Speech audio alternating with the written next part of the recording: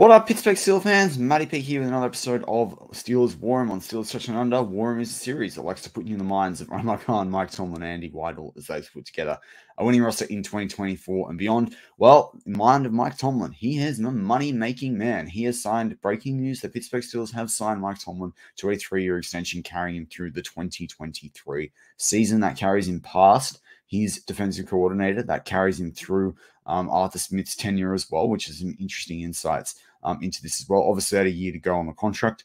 So 25, 26, 27 are the three new years. So technically he's on a 4-year deal if you like, but it's a 3-year extension. People are going to call these different things. They've signed him for 4 years, all this different stuff, but it is a 3-year extension with those things. So I wanted to run through a couple of things. We're going to look at Mike Tomlin, the contract.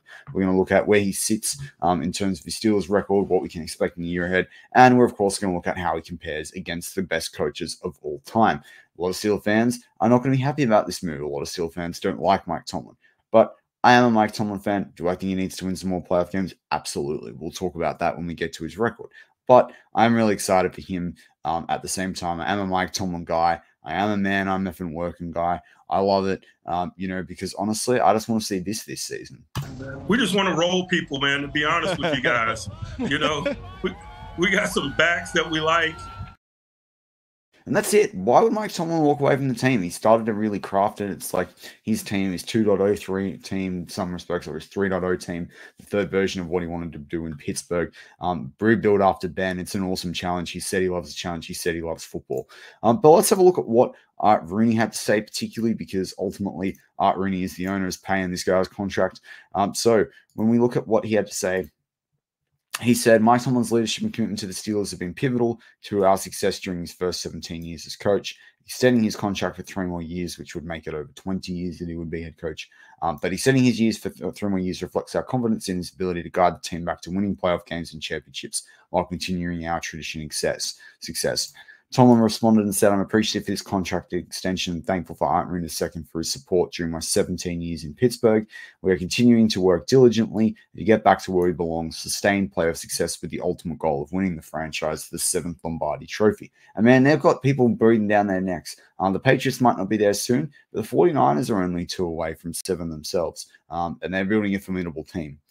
He said, I'm excited to get the 24 season underway and provide our fans with a memorable year. All right, so Mike Tomlin, let's look at it from Mike Tomlin from a coaching record perspective. Now, Mike Tomlin, for those out there that don't know the full back history, coached in VMI, Memphis, Arkansas State, Cincinnati, came out of William & Mary himself, Tampa Bay, defensive backs coach, defensive coordinator for the Minnesota Vikings, and then came across at 35 to the Pittsburgh Steelers, won a Super Bowl second year, took them to playoffs again a season later, in the 2010. So kind of interesting from that perspective. Now, Mike Tomlin, one thing I will say is we actually don't know how much money he makes. That's no team actually has to declare that. So we don't have an official number there. I've seen rumors of $8 million a season. I've seen stuff that said $12.5 million a season. Let's say it's $10 million a season. The bloke's made the best part of $100 million, $200 million, but depending on what year we got what money. Obviously, people have got more expensive as it goes up. Probably is closer to the $8 million mark, but who knows? There might be incentive bonuses for him. So maybe he wants to play a playoff game with incentive bonuses. A lot of job outs there have incentive bonuses. And why would a head coach be any different? Anyway, someone has an overall winning record of 173 games, lost 100, and has tied 2 games. That gives him a non-playoff game winning percentage of 63% or 63.3%, or 0.633, depending on how you like to do these ratios. Playoffs are a bit different, though. He's played in 18. He had 18 playoff games with the team, lost 10, won 8, which gives him a below 50%, losing more than 1 in 2 playoff games. We all know that story. But we can have a look at this. It's not as bad as you think. It looks worse because of people like Belichick and Shanahan in recent years, but it's not as bad as what it may look. It's not great in terms of, it's not like he's won 20 games or won 15 games and lost like 16 or 17, that would be a bit different. Like if you had doubled this score, you'd probably feel a bit better about it because of the frequency of them making the playoffs. But you've also got to remember that Mike Tomlin has only had 1 year where they were out of the contest with a game to go. That is insane. And that's out of the contest in terms of out of playoff contention. Also, it's a very big deal in your first 4 years. And you can talk about cowards players all we like. But, you know, coward with the coach in that area did only so much draft guys. I'm a big Cowell fan. But you can hardly say in 2010 that it's Cowell's team. Cowell was on his last year. Cowell may not have even been re-signed had he wanted to stay there. So, obviously they won that Super Bowl, but there were some miraculous things that went their way. You know, it's people can have that debate all they like. When it is what it is. We will look at his record compared to overall coaches in a moment, but I also thought it was important to have a look at some of his overall stats. Why do I say this? Because I think it's really important from the Steelers' perspective of he's a defensive coach. And if looking at some of these rankings, it was kind of interesting because a lot of defensive ranks are based on yards allowed. When you look at yards allowed on defensively, he has been first in the league, number one defense, 4 years, 2012, 2011, 2008, 2007. Now, you might say, okay, cool. That was like 13, 14 years ago. And it was. You go down, 23, 2021, 2022, some of his worst years.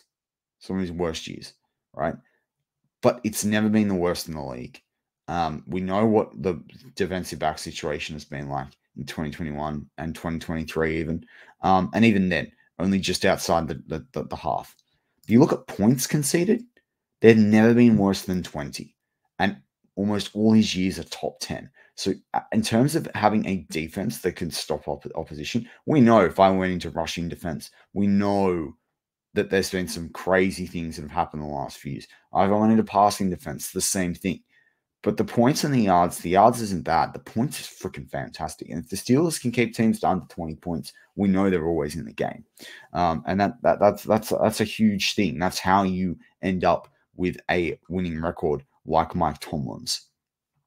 So how does it compare to some of the other head coaches, the best of all time? All right. Well, Mike Tomlin is actually 13th on that list. Now, let's say he gets 10 wins this year. He'll be 12th on that list. He'll move ahead of Jeff Fisher.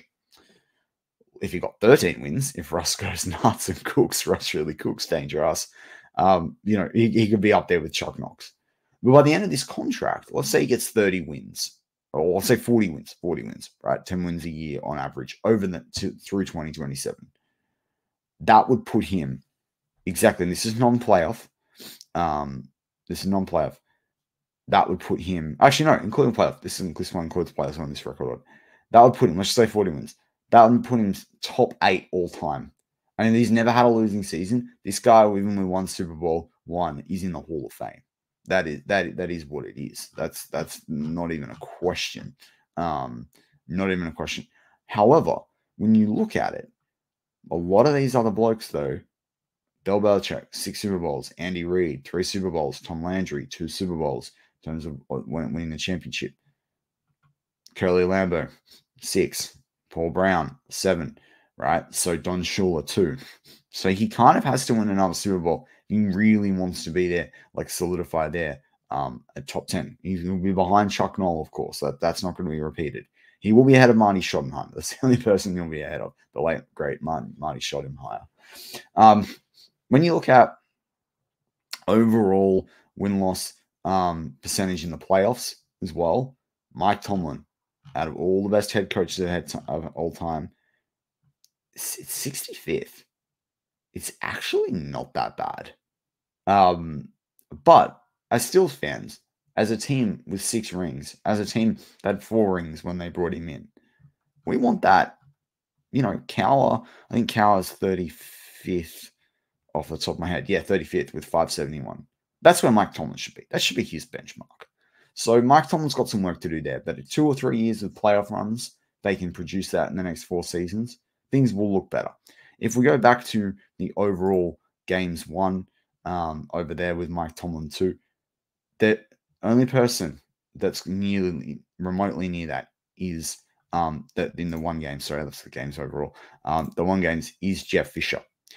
So Mike Tomlin really, and then of course, Chuck Knox as well. I knew there was one. Marty Schottenheimer was a little bit lower as well. But you look at their top guys that Mike Tomlin could feasibly be up against as one of the best coaches of all time, top 7, top 8 of all time. He's going to have to win a few more games, right? He's going to have to. But even Don Shula only had 5.28. Paul Brown only had 5.29. Landry only had 5.556. Bill Belichick is an outlier because he had the greatest player of all time. Andy Reid is getting a player that could well be equal Tom Brady if things particularly go Pat Mahomes' way over the course of his career, but still unlikely.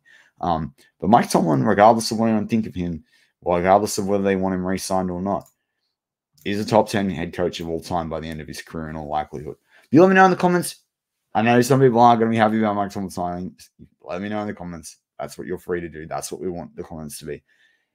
If you're for Mike Tomlin signing, let us know in the comments as well. What do you like about the signing? Is it the right length? Are you excited by this?